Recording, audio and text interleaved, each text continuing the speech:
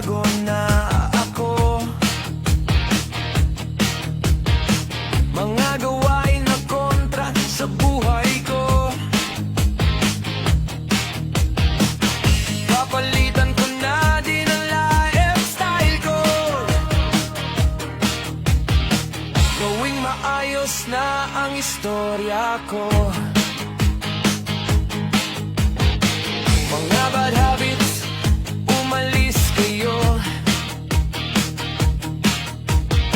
at papasukin ko ang swerte ko.